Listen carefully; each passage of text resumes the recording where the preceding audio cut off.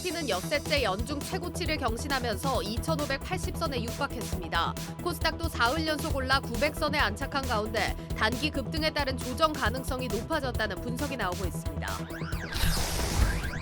정부가 입법 예고 기간이 끝난 근로시간제도 개편안에 대해 앞으로 2달간 국민 6천 명의 의견을 듣기로 했습니다. 하지만 주 최대 69시간 근로를 허용하는 정부안에 대한 찬반 여론이 팽팽해 결론을 내기는 쉽지 않을 것이란 전망이 나오고 있습니다. 샤오미를 비롯한 중국 스마트폰 제조사들이 잇따라 신제품 출시에 나서고 있습니다. 중국의 MLCC를 대량 공급하는 삼성전기의 실적 반등이 점쳐지고 있습니다. 테슬라와 넷플릭스의 1분기 실적 발표를 앞두고 전 세계 투자자들이 긴장하고 있습니다. 높은 인플레이션과 공격적 금리 인상 속에도 미국이 강력한 소비를 유지했을지에 관심이 집중됩니다.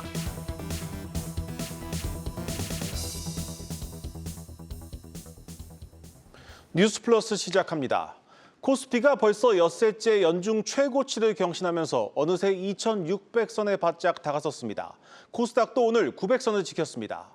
지수만 보면 어느 정도 목적지에 도착한 것 같기는 한데 이제부터 어떻게 해야 할지가 궁금해집니다. 추세적인 강세라고 외치기엔 부담스럽고 과열이라고 겁먹기엔 시장 분위기가 나쁘지 않습니다.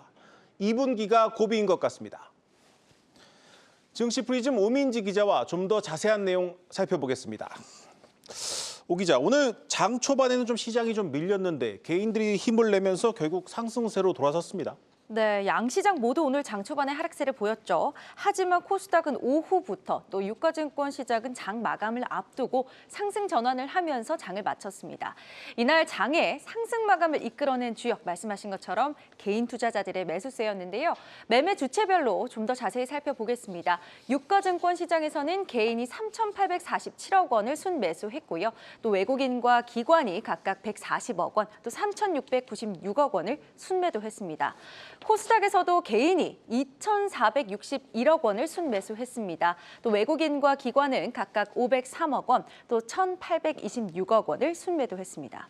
사실 지난 주말 동안에 미국의 기대 인플레이션이 오르기도 했고요. 또 연준 이사의 발언까지 또 5월 이후 추가 긴축 우려감이 커지면서 시장의 긴장감이 커졌는데요.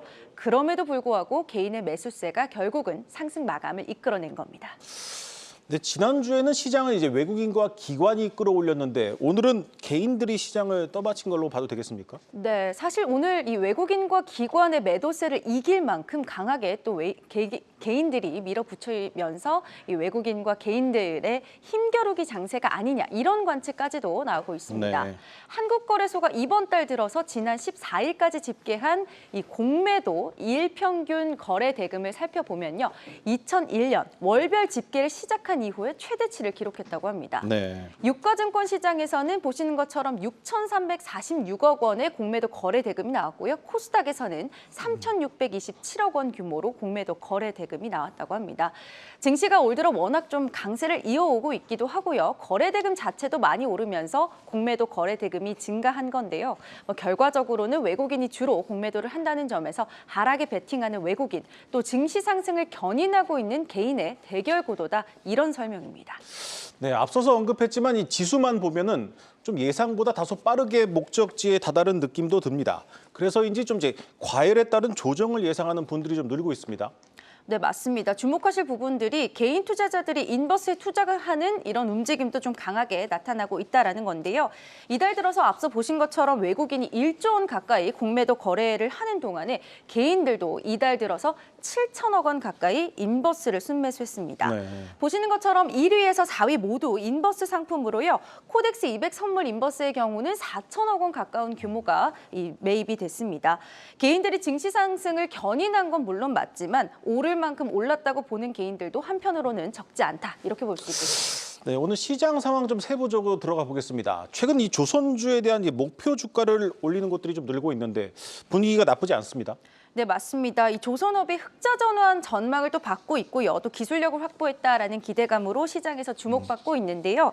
이 국내 조선업황의 흐름을 보여주는 신조선가 지수가 상승할 것이다. 이런 분석도 나오고 있습니다. 조금 더 자세한 내용은 송민아 기자가 취재를 했습니다. 국내 조선 빅3인 한국조선해양과 대우조선해양, 삼성중공업의 올해 영업이익은 각각 9,080억 원과 1,548억 원, 1,604억 원으로 예상됩니다. 이대로라면 지난해까지 수년간 지속됐던 적자 늪에서 벗어나게 됩니다. 이런 부분이 의미 있는 지표를 읽히면서 최근 조선 빅3의 목표 주가도 일제히 올랐습니다. 한국조선해양의 목표가는 기존보다 8% 가까이 상승했고 대우조선해양과 삼성중공업도 그 뒤를 따랐습니다. 국내 대형 조선소들이 선박 인도 시점을 기준으로 3년치 일감을 미리 확보해 놓은 점도 고무적입니다. 미래 먹거리를 확보하면서 반년 넘게 160포인트 선에서 정체기를 겪던 신조선가 지수도 상승세로 전환했습니다. 신조선가 지수는 선박의 수익성과 직결되는 지표로 올해 지수가 172포인트까지 오를 것으로 예상됐습니다. 이는 조선 수주 호황기였던 지난 2007년과 유사한 수준입니다. 특히 증권업계는 가장 먼저 실적 턴어라운드가 기대되는 삼성중공업을 눈여겨볼 필요가 있다고 분석합니다. 삼성중공업 같은 경우에 분기 영업 흑자를 기록하게 되면 21개 분기 만에 영업 흑자거든요. 그리고 올해 연간 흑자를 기록하게 되면 8년 만에 영업 흑자입니다. 시장이 환호할 가능성도 충분히 있다라고 생각이 들어서 독자적인 친환경 선박 건조 기술을 확보한 점도 주목할 부분입니다. 삼성중공업 측은 LNG나 부유식 액화천연가스 설비와 같은 친환경 선박 건조에 특화된 기술력을 토대로 수주 경쟁력에서 우위를 달성한다는 계획입니다. 삼성중공업은 독자 기술로 개발한 LNG 연료 추진 시스템과 각종 에너지 절감 기술 경쟁력을 바탕으로 2021년 내에 122억 달러의 대규모 수주에 성공했고요. 올해 이들 선박의 본격적인 건조로 매출과 매출이익 모두 증가할 것으로 예상하고 있습니다. 다만 인력난 가중과 중국 조선사의 거센 추격은 앞으로 풀어야 할 과제로 남은 가운데 최근 3년치 수주 곡간을 채운 국내 조선사에 대한 시장의 관심은 점점 커지고 있습니다. 오늘 조선 빅3는 대우조선해양이 6%대 강세를 보였고 한국조선해양과 삼성중공업은 강보합세를 나타내며 상승 마감했습니다. 한국경제TV 송민아입니다. 한동안 주춤했던 국내 조선 빅3 주가도 반전을 보여줄지 기대해보면 좋겠습니다. 오늘 조선에 이어서 또 다른 업종들이 시장에서 관심을 받은 업종이 있습니까? 네, 바로 철강 업종인데요. 하반기에 중국을 중심으로 좀 글로벌 철강의 수요가 좀 회복될 것이다 이런 전망이 나오고 있고요. 또 철강 가격도 인상됐기 때문인데요. 또 미국과의 이 관세 부담 문제가 해소됐다는 점도 긍정적입니다. 철강 업황 개선에 더해서 또 2차 전지 열풍까지 더해져서 오늘 포스코 그룹주들이 급등하기도 했습니다. 포스코 DX와 포스코 스틸리온은요 각각 30%, 29.89% 오르면서 상한가를 기록했고요. 포스코 엠텍, 또 포스코 인터내셔널도 15% 가까운 상승률을 보여줬습니다. 이 밖에도 포스코 퓨처엠, 또 포스코 홀딩스까지 모두 상승 마감했습니다. 잘 들었습니다.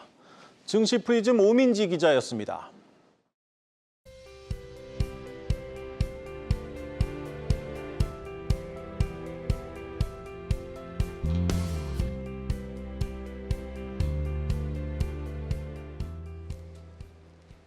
네, 뉴욕 증시 주요 은행들 실적이 긍정적으로 나왔지만 사실 전체 시장을 끌어올리기에는 역부족이었습니다. 그래도 실적 자체만 보자면 출발은 나쁘지 않은데 관전 포인트들 김종학 기자와 함께 짚어보도록 하겠습니다. 네, 김 기자, 은행주들 실적 일단 시장의 버팀목이 돼주는 모습이었는데 이번 주도 좀 기대해 볼 만할까요? 네, 이번 주 아직까지는 출발이 좋은 상황입니다. 네. 미 증시 개장 전에 지금 선물 증시 움직임을 보면 유럽 시장을 포함해서 지난 주말 공개됐던 대형은행의 실적에 안도하는 흐름이 확인됩니다. 예. 지금 뉴스 시작 전까지 확인된 선물 지표로는 각각 0.13%, 0.07% 상승 중이기 때문에 네. 어느 정도는 투자자들이 지금의 분위기를 만끽하고 있다 이렇게 좀 보여지는데 이게 아무래도 JP모건이 실리콘밸리뱅크 파산 이후에 상당히 은행주에 퍼졌었던 우려를 불식시키는 정도의 전년 대비 52%는 증가하는 예. 순이익을 남겼기 때문에 나머지 은행들에 대한 기대가 이 시장에 계속 반영되고 있는 걸로 지금까지는 풀이가 되고요. 이제 우리 시각으로 오늘 밤부터 나머지 대형 은행주들 그리고 기술주, 유통주들의 실적이 지금 이렇게 어느 정도는 낮아진 눈높이에 맞춰서 실적을 낼 수 있느냐에 관건이 좀 맞춰질 것으로 보여집니다. 간단히 일정을 표로 짚어보자면은 아무래도 우리나라에서는 서학개미들 투자자들이 가장 관심 있는 기업이겠죠. 이 주 중반에 발표하는 테슬라가 19일에 1분기 실적을 공개합니다. 우리 시간으로 정규장 개장 이후에 나오는데 예. 아무래도 지금 뭐 에코프로 같은 기업들이 움직일 정도 우리나라의 전기차나 배터리 시장에 굉장히 많은 영향을 주고 있는 기업이기 때문에 파장이 큰 이벤트가 될 것으로 보이고요. 이보다 앞서서 오늘 밤에는 이제 찰스 슈왑 미국의 최대 증권사가 실적을 공개하고 그리고 화요일에는 넷플릭스와 골드만삭스 그리고 주 후반에는 AT&T 통신사와 그리고 가장 이 소비재 좀 민간 소비에 가장 연관이 깊은 기업들이 이제 예. 실적을 발표하게 되는데 이렇게 되면 한 58개 기업들이 실적을 공개를 하면서 1분기 어닝 시즌 본격적인 궤도에 올라갔다 이렇게 좀 볼 수 있을 것 같습니다. 알겠습니다. 자, 실적 나오는 종목들 좀 차례대로 짚어보겠습니다. 자, 먼저 테슬라부터 볼 텐데 1분기 차량 주문이 기록적이었음에도 주가 하락했습니다. 분기 실적도 뭐 눈높이가 당연히 좀 낮아질 수밖에 없을 것 같은데 이 예상폭이 상당히 크다면서요?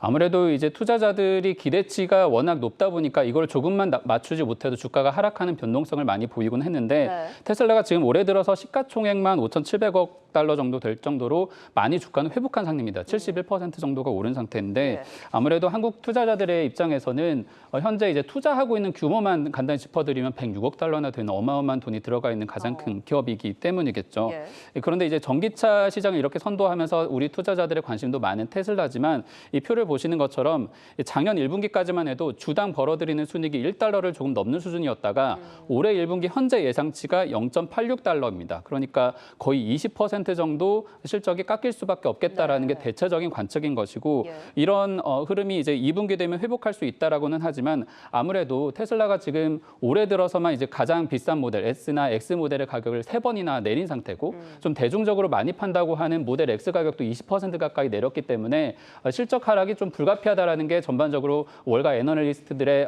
분석에서 파악이 되고 있습니다. 알겠습니다. 자, 그런데 실적이 나빠진다면 뭐 주가는 내릴 가능성이 크겠지만 지금 나오는 얘기들 들어보면은 이번에는 좀 다르다라는 얘기가 있거든요. 왜 그런 겁니까?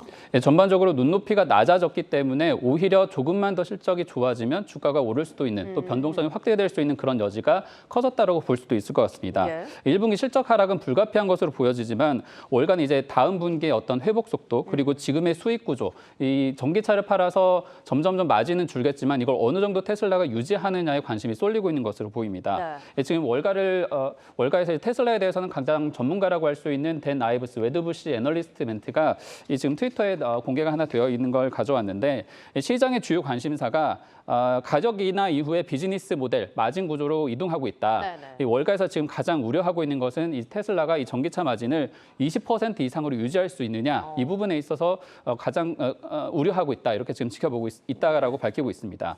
아무래도 이걸 조금만 넘게 된다면 시장의 눈높이를 맞추는 셈이기 때문에 테슬라의 주가에는 긍정적인 요소가 될 수 있다라고 해석을 할 수 있는 부분이고요. 네. 좀 우리 시장에 빗대보자면 삼성전자가 반도체 감산 직전까지는 굉장히 주가도 많이 조정을 받았었지만 오히려 감산을 공식화한 이후에 주가가 반등을 했잖아요. 네. 테슬라 같은 경우에도 많이 가격을 인하하고 실적 압박을 많이 받고는 있지만 오히려 이 이후에도 주가가 조금 오를 수 있는 실적이 오를 수 있는 여지를 확인시켜 주게 된다면 투자자들을 안도할 수 있는 그런 이벤트가 될 수 있다라는 그런 멘트로 연결이 되는 겁니다. 예. 실제 이제 투자자들 월가 쪽에서 나오는 보고서를 보면 TD 코엔이 조금 낮게 예상을 해서 테슬라가 주당 한 170달러 정도까지는 오를 것이다. 그나마 상향한 게 이 정도인 것이지만 골드만삭스나 도이치뱅크 같은 경우에는 주당 250달러. 그러니까 지금 현재 주가 수준 이상으로 목표 주가를 제시하고 있기 때문에 앞으로 이제 실적 발표 이후에 오히려 테슬라가 조금 더 긍정적인 움직임을 보일 수 있겠다라는 그런 기대감이 형성되고 있는 걸로 파악이 됩니다. 알겠습니다.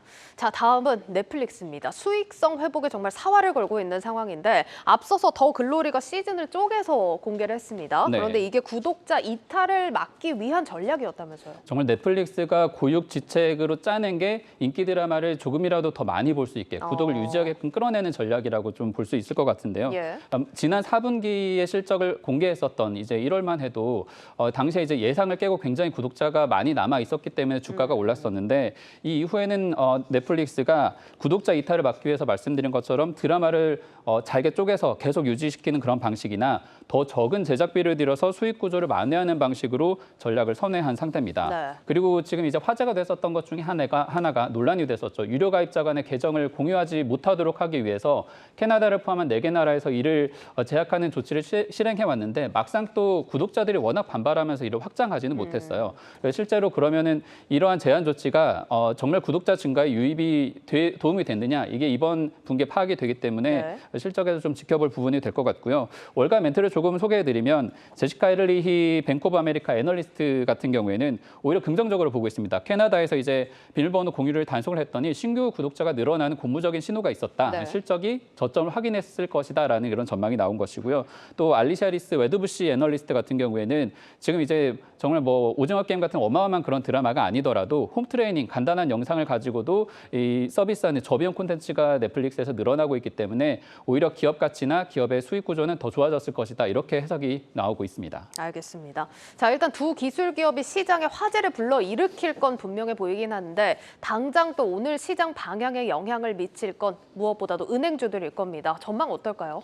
지금 은행주들 같은 경우에는 지난주엔 좋았지만 가장 문제가 되는 게 오늘 밤에 공개를 하는 최대 증권사 찰스 슈왑입니다. 이 실리콘밸리뱅크 사태 이후에 예금자들이 가장 빨리 빠져나갈 것으로 예상됐었던 금융회사이기 때문인데요. 찰스 슈왑은 실리콘밸리뱅크와 함께 여러 가지 이제 인출 사태가 불거진 이후부터 주가가 내리하락하면서 지난주에 다른 은행들이 많이 올랐는데도 혼자 빠지면서 올해 들어서만 39% 주가가 조정을 받은 상태입니다. 그렇죠. 오늘 밤 이제 실적 공개 이후에 주목해볼 부분은 지금 이제 예금으로 피신한 사람들이 어느 정도 규모냐, 아니면 이제 찰스 슈왑은 증권사니까 증권으로서 앞으로 투자하기 위해서 위험 자산으로 남겨놓은 비율이 어느 정도냐가 관건이 될 것으로 보입니다. 만약에 예금으로 전환하는 방식을 택했다라고 한다면 은행 입장에서는 굳이 필요치 않은 이자를 더 지급해줘야 하는 그런 비용이 발생해서 수익이 떨어질 수밖에 없는데 이게 찰스 슈왑의 장기 실적에 부정적인 이슈가 될 수 있기 때문에 이 부분은 하나 지켜볼 부분인 것 같고요.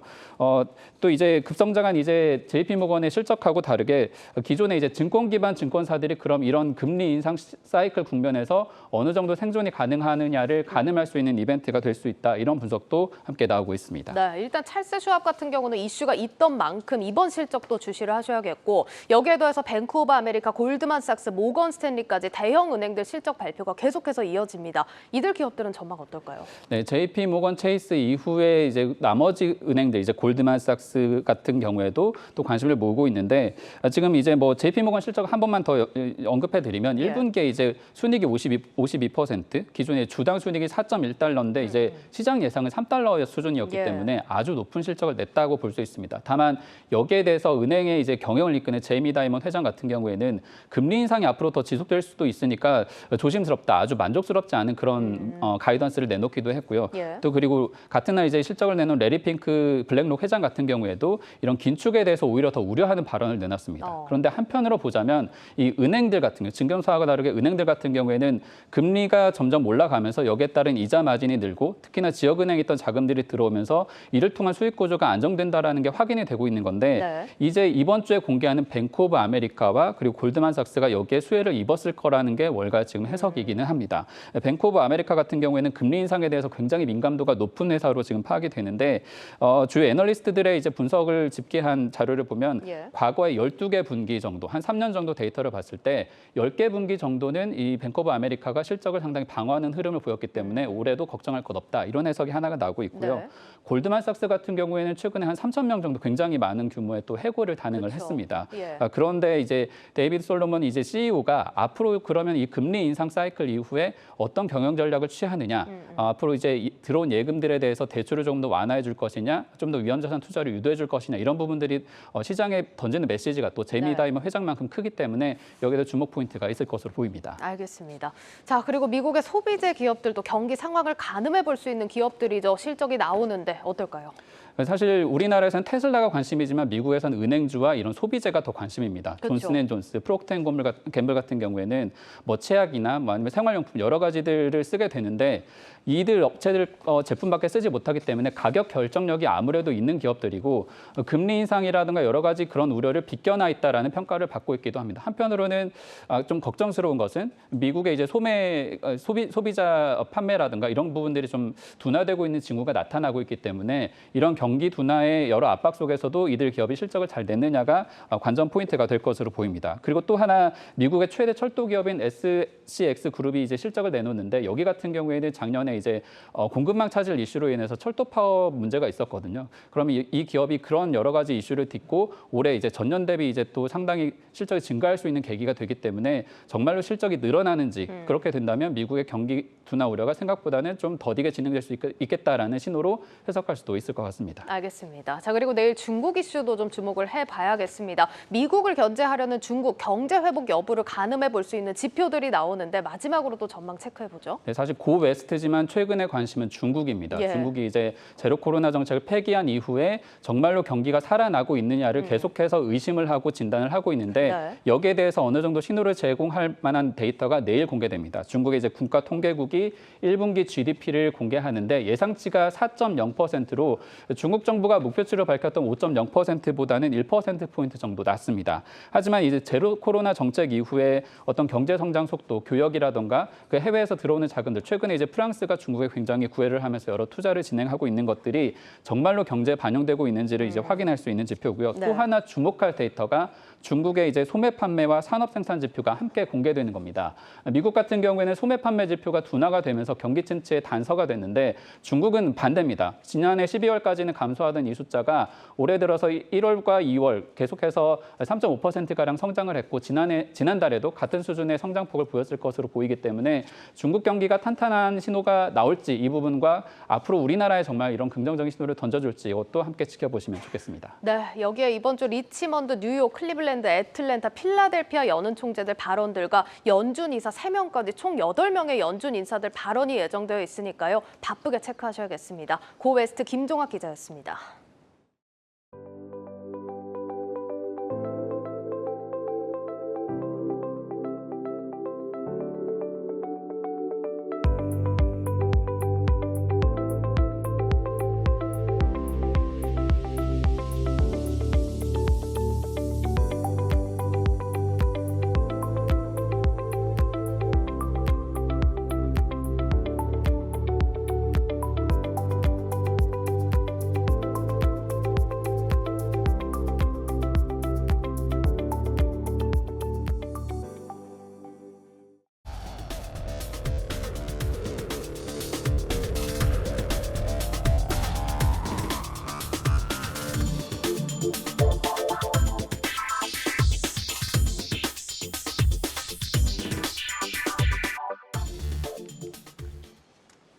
해마다 사상 최대 순이익을 경신해왔던 금융지주사들의 실적이 꺾일 조짐을 보이고 있습니다. 여전히 대출이자 장사는 잘 되고 있지만 어려운 경기 여건 속에 늘어나는 대손 충당금이 부담입니다. 경제부 김보미 기자 나와 있습니다. 김 기자, 지금 4대 금융지주 1분기 순이익이 감소할 거다라는 전망이 나오네요. 네, 맞습니다. 이 KB와 신한, 하나 그리고 우리금융 이렇게 국내 4대 금융지주의 1분기 순이익 예상치는요. 4조 6,161억 원 수준에서 현재 예상이 되고 있는데 전년 동기 대비로 보면 한 1.2% 낮아진 수치입니다. 사실 지난해 1분기 같은 경우에는 전년 동기 대비 17% 가까이 좀 성장하는 모습을 보였는데 좀 이것과 비교하면 이번에 감소세의 전환은 의미 있게 좀 살펴봐야 할 부분이라고 할 수 있겠습니다. 그리고 특히 이번 1분기 실적 전망치에서 눈에 띄는 점은 이 KB와 그리고 신한의 역성장입니다. KB 같은 경우에는 전년 동기 대비 2.8% 그리고 신한은 5.4% 순이익 감소가 좀 예상이 되고 있는데 이 두 곳 같은 경우에는 리딩뱅크 자리, 즉 1등 자리를 놓고 워낙 엎치락 뒤치락했던 이 곳들이어서 이 두 곳이 마이너스 성장으로 돌아섰다는 점에서 사실상 이 금융지주의 실적 파티가 끝난 것 아니냐라는 평가가 나오고 있습니다.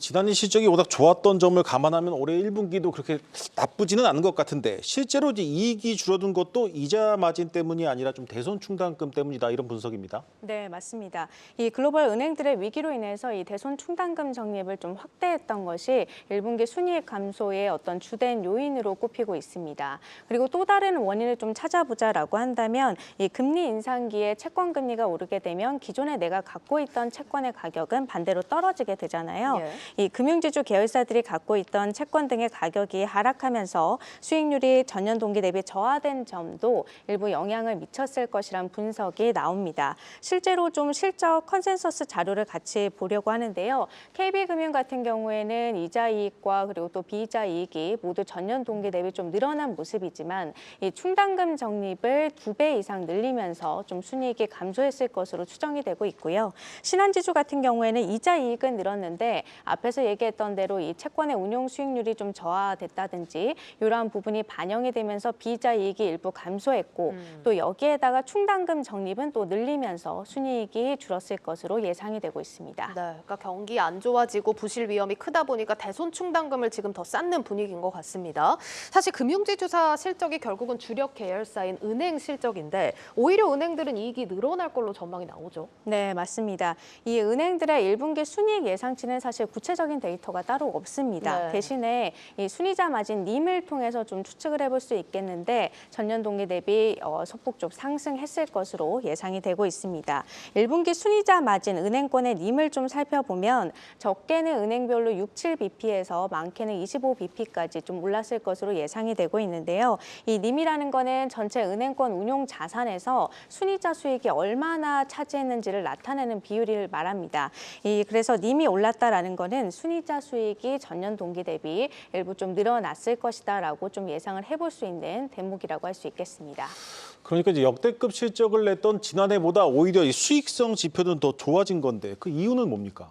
일단 주된 원인은 예대 금리 차에서 찾아볼 수가 있겠습니다. 예대 금리 차에서 비롯된 이자 이익이 은행권 전체 수익의 한 90%가량을 좀 차지하거든요. 이 지난 1년 동안의 은행권 예대 금리 차 추이를 좀 같이 보시겠습니다. 이 보기에는 앵커가 보시기에는 좀 어떤가요? 계속 늘어나고 있는 것 같습니다. 네, 맞습니다. 이 지난해 1분기와 그리고 올해 1분기를 봤을 때 계속 추세적으로 좀 늘어나는 모습을 보이고 있는데 그만큼 최근 1년 사이에 이 은행권들이 이 마진으로 떼어간 폭이 크게 좀 늘어났다라는 의미입니다. 사실 근데 연초 이후로 은행들이 금리 계속 낮추겠다라고 좀 얘기를 했던 것 같은데 확인을 해봤지만 예대금리 차는 더 확대되는 모습이네요. 네, 맞습니다. 이게 금리 인하분이 아직 본격적으로 반영이 되지 않아서 그렇습니다. 이 당국이 지속적으로 대출금리 인하 압박을 하고 있고 그래서 또 은행권이 금리 인하 계획안을 내놨는데 사실 이 대출금리 이 재산정 주기가 보통 짧게는 6개월에서 한 1년 정도 되거든요. 예. 이 때문에 은행으로서는 아직까지 대출금리가 크게 낮아진 차주들이 그렇게 많지가 않고 때문에 1분기 이 수익에는 큰 영향을 주지 않았던 것으로 파악이 되고 있습니다.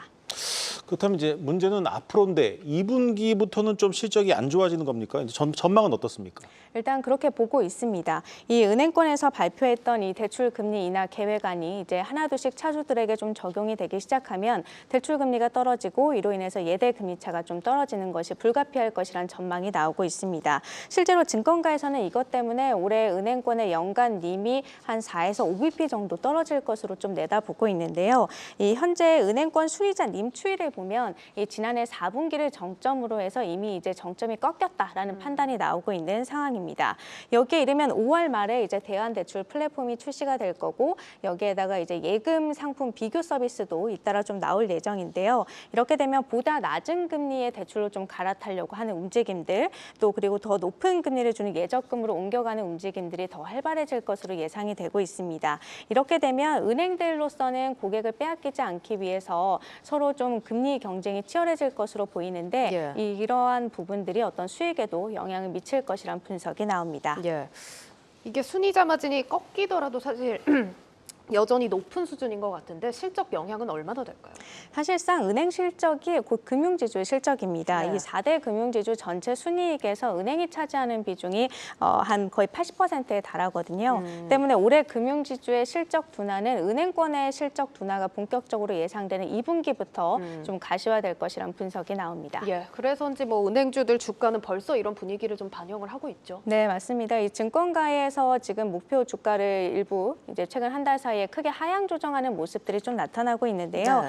이 4대 금융지주 주가를 보면 사실 1월 말 2월 초만 하더라도 이제 고점을 향해서 가파르게 상승하는 모습들을 좀 나타냈는데 주총 이후에 좀 배당 확대라는 이 주가 상승 재료가 이미 소진이 됐고 여기에 이제 실적 둔화 우려가 좀 크게 불거지면서 선제적으로 좀 주가가 빠지는 모습들이 나타나고 있거든요.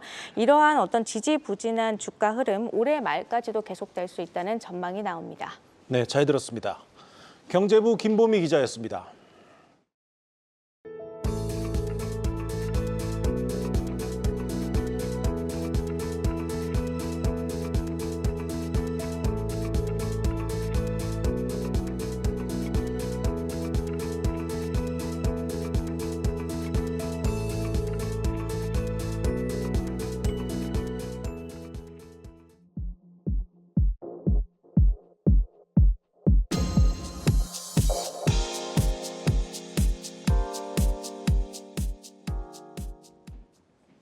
샤오미를 비롯한 중국 스마트폰 제조사들이 잇따라 신제품을 출시하면서 중국의 MLCC를 대량 공급하는 삼성전기의 실적 반등 가능성이 점쳐지고 있습니다. 산업부 정재용 기자와 자세히 살펴보겠습니다. 정 기자, 이 MLCC는 이제 그동안 중국 시장이 좀 침체되면서 상황이 계속 좋지 않았죠?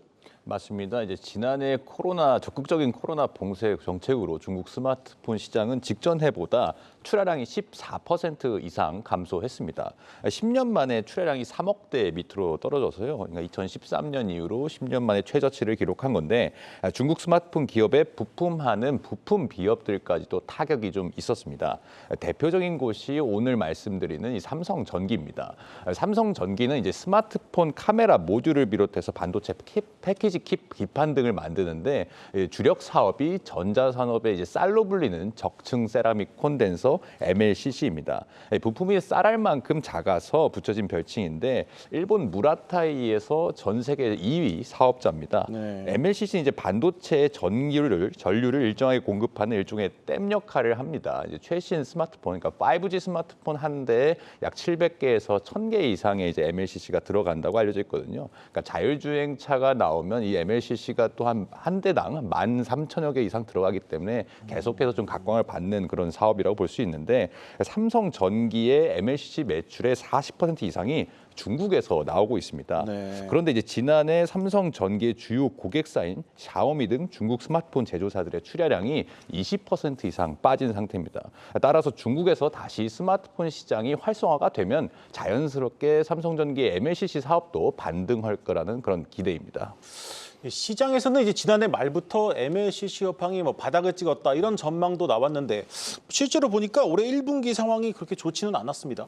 맞습니다. 이제 MLCC는 스마트폰뿐만 아니라 자동차, PC, 서버, 자동차 다 들어갑니다.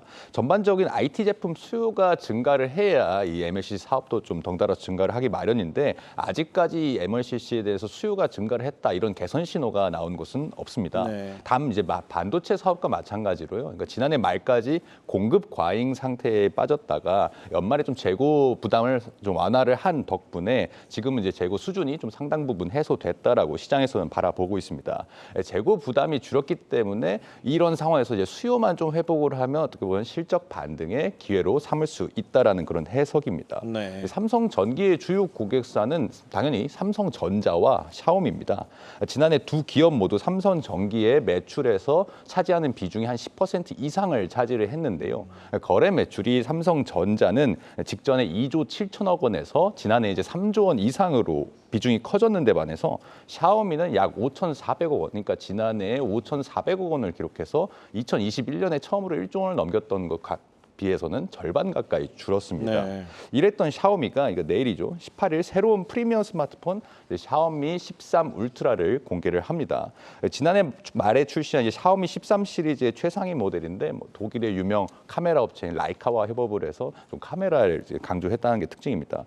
삼성전기의 이제 또 다른 주요 고객사로 사실 중국 스마트폰 시장에서 지금 점유율 상태는 비보와 오포가 상당히 많이 올라와서 오히려 샤오미의 점유율을 따라잡은 상태거든요. 그러니까 화웨이가 미국의 제재로 좀 침몰을 하면서 그 점유율을 오포와 비보가 많이 차지를 했다고 보는데 이 비보와 오포도 이제 삼성전기의 주요 거래처 중 하나인데 이 비보도 이번 주 20일에 새로운 폴더블 폰 시리즈를 출시하는 등 중국 스마트폰 업계에서 이제 새롭게 신제품들을 연달아서 출시를 하는 겁니다. 올해도 이제 전 세계 스마트폰 시장은 사실은 지난해에 이어서 역성장이 좀 우려되는 게 사실입니다. 그러나 이제 적어도 중국 시장에서는 이미 봉쇄 정책으로 해서 지난해 꺾였던 게 너무 크기 때문에 올해는 그것보다는 회복세가 눈에 좀 띌 거라는 그런 분석이 나오고 있습니다. 사실 이제 지난해 하반기부터 시작된 이제 IT 경기 침체로 이제 국내 부품 업계가 상당히 타격을 받았습니다. 그렇다면 좀 구체적으로 실적 개선 시점은 어느 정도 언제로 점쳐지고 있습니까? 일단 결론부터 좀 말씀을 드리면 상저하고, 그러니까 상반기는 이제 좀 안 좋고 하반기로 갈수록 긍정적이다, 이런 좀 분석이 나옵니다. 설명드렸듯이 이제 MLCC 업황 반등, 이제서야 이제 중국 스마트폰에서 새로운 제품들을 연달아 출시를 하고 있고 리오프닝 기대감도 좀 받고 있기 때문에 2분기 이후부터 좀 나올 거라는 그런 신호가 나오고 있습니다. 스마트폰 카메라 모듈도 삼성전기의 이제 주요 사업 가운데 하나인데, 삼성전자는 물론이고 이제 중국 제조사들에도 공급을 합니다. 중국 스마트폰 시장이 활기를 찾으면 MLCC와 마찬가지로 반등 기회가 생길 거라는 분석입니다. 또 이제 하반기에 좀 주요 이벤트가 하나가 남아 있죠. 이제 삼성전자가 5번째 폴더블 시리즈를 이제 시장에 한 8월 정도에 출시를 하려고 예정이 돼 있습니다.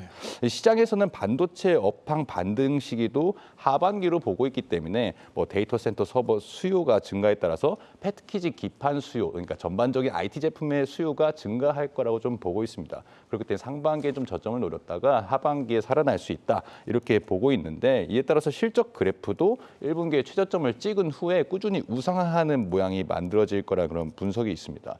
이제 국내 대표 부품 업체로는 이제 삼성전기와 더불어서 LG 이노텍도 있잖아요. 예. 그러니까 LG 이노텍도 마찬가지로 이제 상저하고의 모습을 보이고 있는데, 사실은 이제 지난해 연말에 이제 대만의 폭스콘 공장이 이제 중단을 하면서 그 여파로 인해서 좀 공급이 안 됐던 그런 효과가 이제 반대로 상반기에 좀 나타나야 되는데, 아이폰 14 시리즈가 예상보다 좀 부진을 했거든요. 그러니까 예. LG 이노텍도 지금 상반기에 실적이 좀 안 좋아서 2분기에는 이제 가장 주력 사업인 카메라 모듈 사업이 좀 적자를 볼 거라는 그런 분석도 좀 있습니다. 하지만 이제 애플에서 이제 하반기에 또 신제품이 나오고, 이번 아이폰 15는 LG 이노텍으로서는 이제 폴디드 줌이 채택되는 등 좀 고부가 가치의 어떤 부품이 들어가거든요. 네. 그러니까 LG 이노텍도 삼성 전기와 마찬가지로 좀 상저하고의 모습을 띌 거라는 그런 분석이 나오고 있습니다. 네, 국내 대표 부품 업체들의 반등 기대해 보겠습니다. 산업부 정재용 기자였습니다.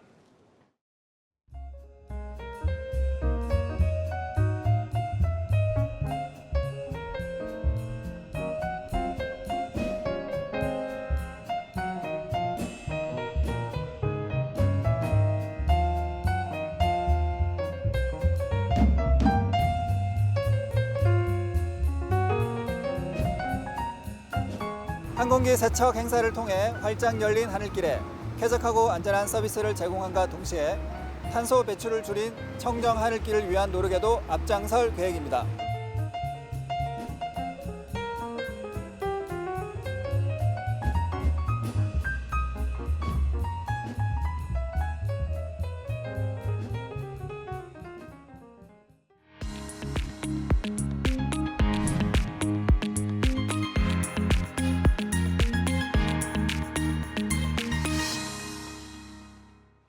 네, 해상풍력회사 SK 에코오션플랜트가 오는 19일 유가증권 시장에 이전 상장합니다. 코스닥에 상장한 지 15년 만인데 산업부 고영욱 기자와 함께 이슈 짚어보겠습니다.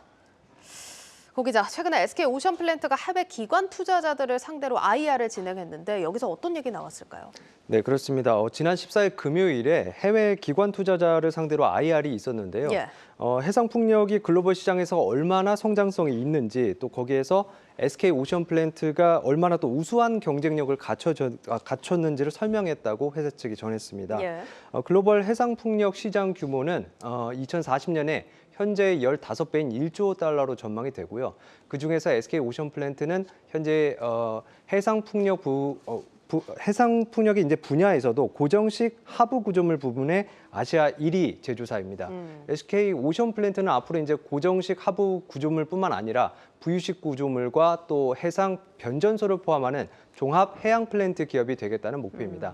다만 이제 선풍기 모터에 비유할 수 있는 터빈이라든지 아니면 이제 터빈을 받치는 그 타워 부분, 이 부분은 이제 또 CS 윈드가 잘하는 부분인데 이 부분을 만들 계획은 없다고 설명했습니다. 알겠습니다.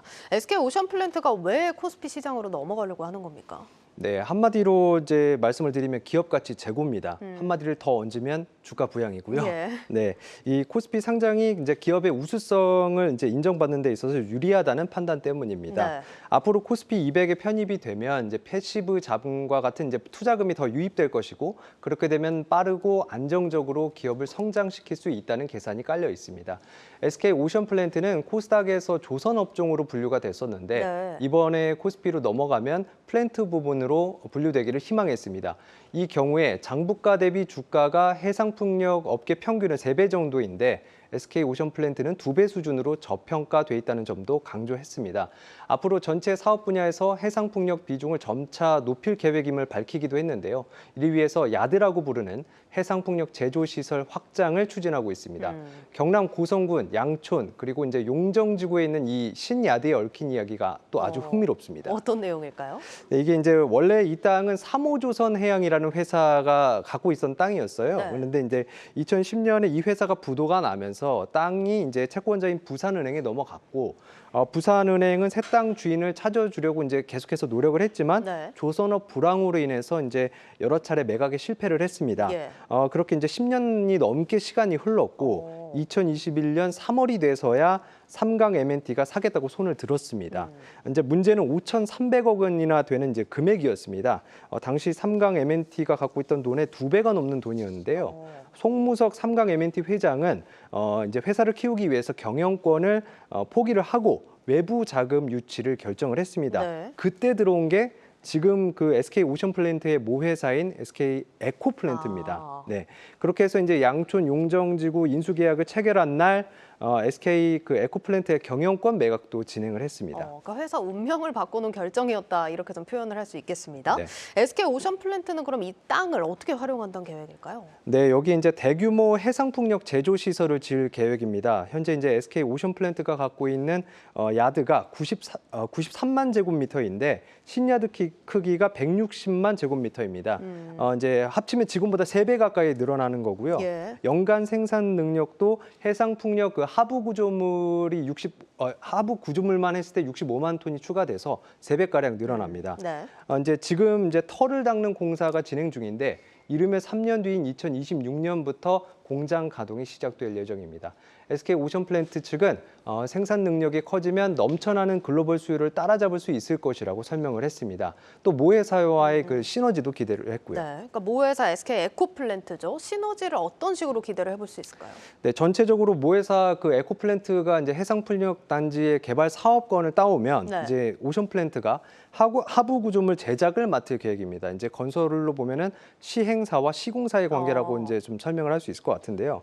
장기적으로는 친환경 에너지 생산부터 유통까지 이어지는 가치 사슬을 만들 겁니다. 네. 쉽게 말해서 이제 바람개비를 바다에 20-30개 정도 이제 꽂으면 여기서 이제 전기를 적당한 전압으로 바꿔주는 그 또 해상 그 변전소가 필요하거든요. 네네. 이 변전소까지 이제 오션플랜트가 만들고 에코플랜트는 여기서 만든 전기로 수전해를 해서 이제 수소를 생산하고 육상으로 보내는 그런 구조를 구상을 하고 있습니다. 또 에코플랜트는 부유식 기술도 최근에 개발을 해서 이제 미래 에너지원 선점에 나서고 있습니다. 바닷물 위에 발전기를 띄울 수 있는 기술인데 바람이 센 먼 바다까지 설치를 할 수 있는 만큼 효율이 높은 기술입니다. 네. 그러니까 이렇게 되면 올해 실적을 기대하지 않을 수가 없을 것 같은데 네. 어느 정도로 예상이 될까요? 네, SK 오션플랜트 측은 이제 올해 매출로 약 9천억 원을 전망을 했습니다. 이제 표를 준비를 했는데요. 이제 보시는 것처럼 2020년에 2배 이상이고요. 그렇네요. 네, 지난해보다는 약 2천억 원가량 늘어난 수치입니다. 이 중에서 절반 이상인 5,500억 원이 해상풍력에서 나올 것으로 내다봤습니다. 또 하부 구조물을 만드는데 2년가량 걸리는데 앞서 수주한 그 대만 하이롱 해상풍력 프로젝트가 올해 매출부터 본격 반영되기 때문입니다. 또 이제 신규 수주도 이제 9천억 원으로 예상을 했는데 이 중 7,600억 원이 해상풍력 부문에서 나옵니다. SK 오션플랜트는 그 해상풍력 기업으로의 성공적인 변신이라는 표현을 지금 쓰고 있는데요. 올해를 원년으로 삼고 있습니다. 네, 잘 들었습니다. 산업부 고영욱 기자였습니다.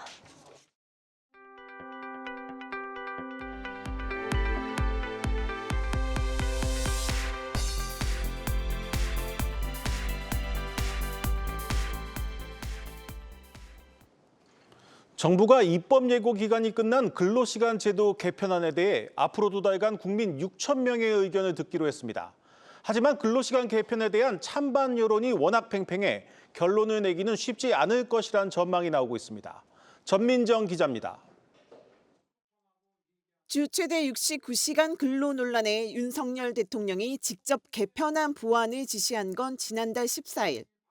이후 한 달 넘게 주무부처인 고용노동부는 MZ노조와 청년 근로자들, 중소협력업체 노사 등 업종을 가리지 않고 10번이 넘는 간담회를 열어 현장 의견을 들었습니다.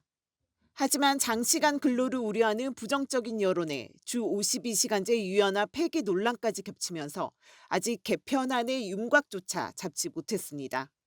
고용부는 당초 오늘까지 개편안이 담긴 근로기준법 입법 예고를 마치고 6월쯤 국회에 제출할 예정이었지만 완성도를 높일 때까지 의견 수렴이 아직 더 필요하다는 입장입니다. 이를 위해 다음 달부터 2달간 국민 6,000명을 대상으로 설문조사를 하고 심층 면접 방식 조사도 진행해 오는 9월 정기국회까지는 개편안을 제출한다는 계획입니다. 좀 더 객관적인 의견 수렴을 위해 설문조사와 FGI가 필요합니다. 그간 전문가가 참여한 TF를 운영해 조사 방식, 대상 분양 등을 세심하게 검토해 오고 있었습니다. 약 2달간 집중적으로 의견을 수렴해 제도 보완에 활용하겠습니다. 하지만 미온적인 정부의 태도에 근로시간 개편이 차일피일 미뤄지는 사이 인력난에 시달리는 중소기업계의 속은 타들어가고 있습니다. 중소기업 중앙회 조사 결과 중소제조기업 10곳 중 4곳은 주 12시간 이상의 연장근로가 필요한 적이 있다고 답했고 이 중 2곳은 연장근로 제한에 제품이나 서비스 공급을 포기한 적이 있었습니다. 당초 정부가 제시한 대로 주 52시간제를 주당 최대 69시간까지 유연화해 일감이 많은 시기에 집중적으로 일할 수 있어야 생존할 수 있다는 겁니다.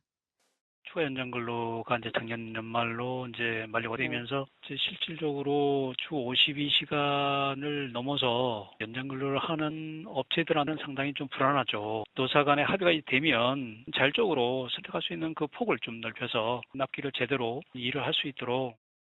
정부의 일정대로 국민의 여론이 충분히 반영된 개편안이 국회에 제출되더라도 본회의 통과는 쉽지 않을 전망. 여소야대 국면인 상황에서 제1야당인 더불어민주당이 개편안의 폐기를 촉구하고 있어서입니다. 사실상 올해 상반기 통과를 목표로 밀어붙였던 노동개혁은 뚜렷한 기약도 없이 표류하게 됐습니다. 한국경제TV 전민정입니다. 주택 공급 확대를 목표로 도입한 도심 공공주택 복합 사업이 표류하고 있습니다. 원주민들이 내야 하는 우선 분양가가 일반 분양가보다 높아지는 분양가 역전 현상이 벌어지고 있습니다. 전효성 기자입니다. 경기도 부천의 재개발 예정 지역입니다. LH가 주도하는 도심 공공주택 복합 사업으로 개발 속도를 높였지만 원주민들은 울상입니다. 원주민 우선 분양 가격이 일반 분양가보다 최대 1억 원 이상 높을 거란 소식 때문입니다.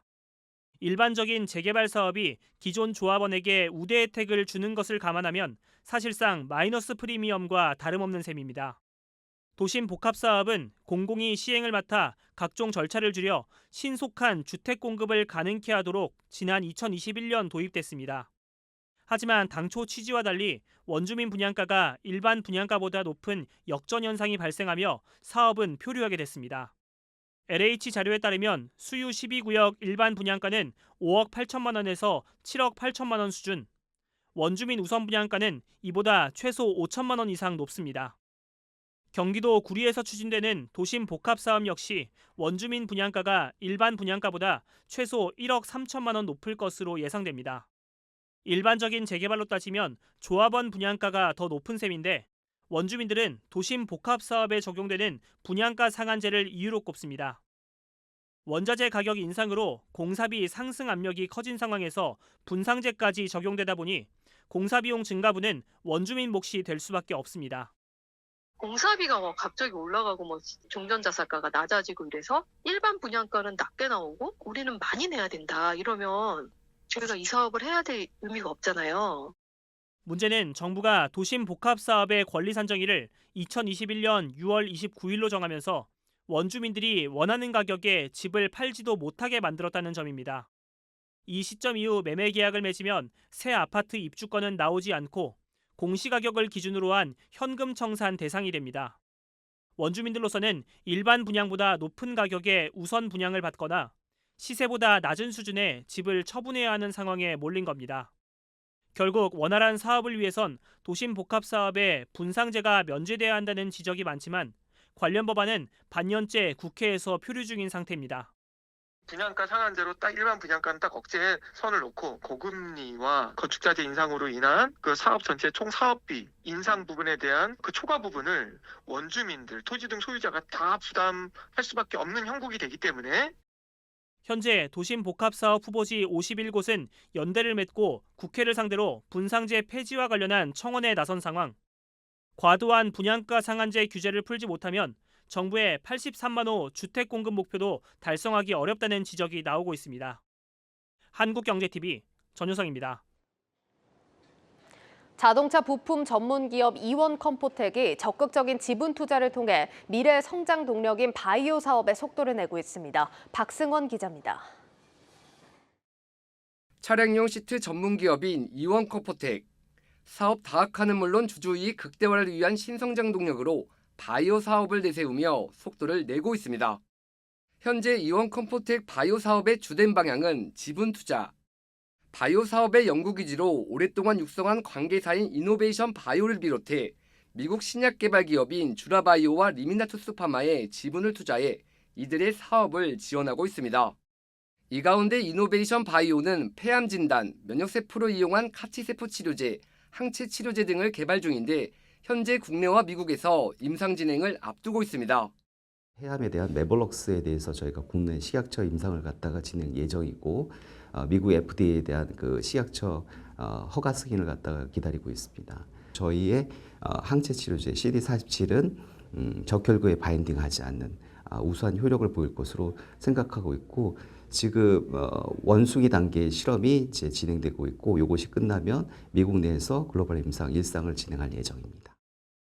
미국 신약 개발 기업인 주라바이오와 리미나투스 파마는 자가면역 질환 치료제와 대장암, 고형암 치료제 개발을 주력하고 있는 가운데 최근 미국 나스닥 상장이란 결실을 맺으며 향후 기업 가치 상승에 대한 기대감이 커지고 있습니다.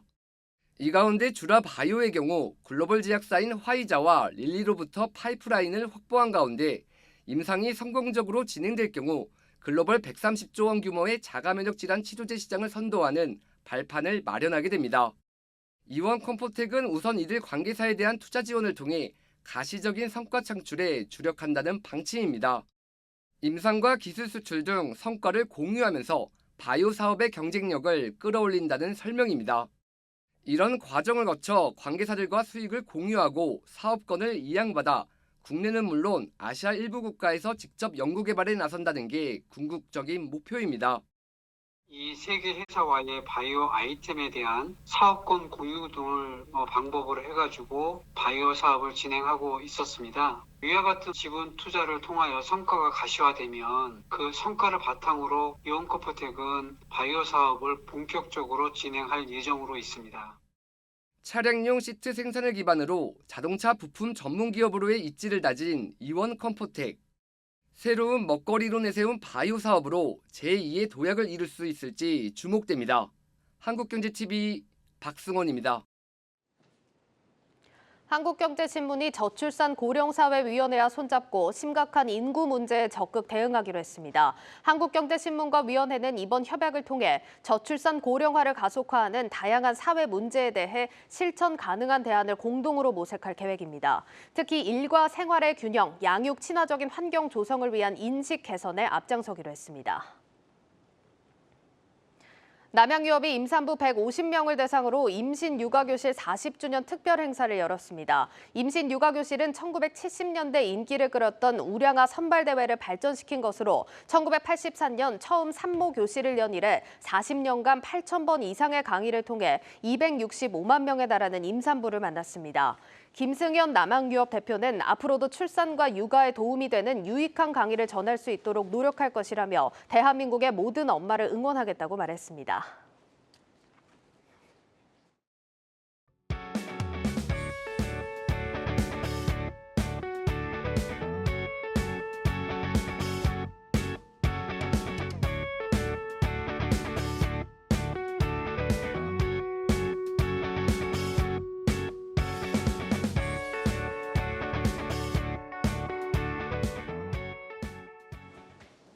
뉴스 플러스 오늘 준비한 순서는 여기까지입니다. 시청해주신 여러분 고맙습니다.